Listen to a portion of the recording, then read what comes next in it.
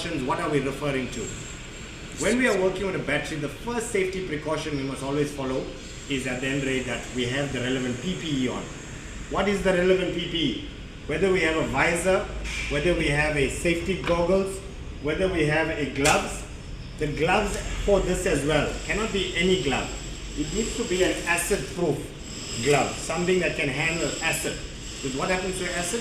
Acid will destroy your clothing. It will also damage your skin. The next thing is a overall coat or an apron. Now we have leather aprons here. We have leather aprons on the side made out of leather, and we also have acid-proof overalls. Right. So coming back down to the safety. Now the first, or as I put them at the end with regards to the category, the first thing is I told you is PPE. So 5 safety precautions. First precaution is make sure you have the relevant PPE on. Second precaution is that it must always be in a well ventilated area. Remember, batteries are then they give out an acid. If it's in a closed room and if there's not proper ventilation, you can inhale those fumes and then you can end up collapsing and you can, as I said, blackout, or it can be harmful to your chest.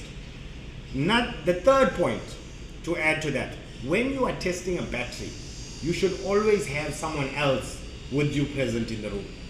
You are never allowed to test a battery without someone else being present. If that battery explodes, if those fumes knock you out, whatever the case might happen, if there's an emergency, you need to be there when we are doing the testing procedure on the batteries. After that, when testing a battery, always make sure that the battery is on a flat and level surface. It must not fall. Do not ever, now this is a simulation battery, right? So never ever leave a metal tool. Now we all have that habit that when we're working on a car, this seems to become like a table. Now do not treat this as a table and leave your spanners on top of the battery. Do not leave your bolts and nuts on top of the battery. Because what will happen, if this spanner is metal, if it makes contact with the positive and the body in any way, instantly it will spark and it could burn something on the car. It could burn your computer box, or it could burn anything.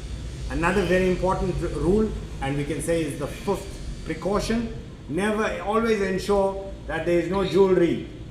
That's why at the end of the day, you're not basically, as when you are testing batteries or even when you're working on a car, you shouldn't have any jewelry on it. Remember, a chain like this here, if I lean over, can get stuck into the engine bay. If I have metal on myself, I can get shocked.